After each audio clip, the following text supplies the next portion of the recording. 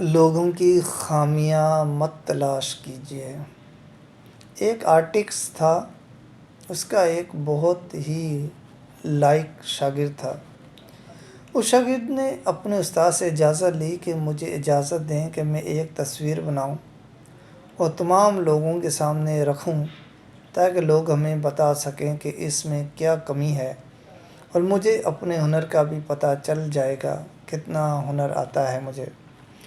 چنانچہ استاد نے اجازت دے دی۔ شاگرد نے ایک تصویر بنائی اور اسے ایک بہت بڑی چوک میں رکھ دیا اور اس کے ساتھ ایک قلم رکھ دیا اور اس پر لکھ دیا کہ اس میں کوئی کمی ہو تو نشان لگا دیجیے۔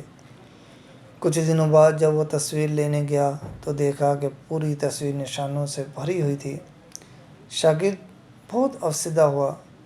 استاد نے اس کو تسلی دی اور کہا کہ ایک ایسی تصویر بناؤ اور اس جگہ رکھ دو، مگر اس بار اس پر لکھنا کہ تصویر میں کوئی کمی ہو تو اسے صحیح کر دیجیے۔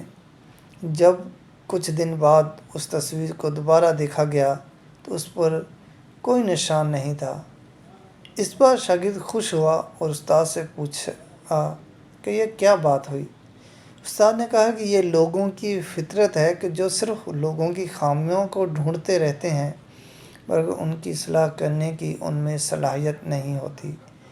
کسی کا عیب تلاش مت کیجیے بلکہ اپنی اصلاح کی کوشش کیجیے اور اپنے عیبوں پر نظر ڈالیے۔ اس پیغام کو دوسروں تک بھی پہنچائیے تاکہ کوئی نصیحت حاصل کر لے۔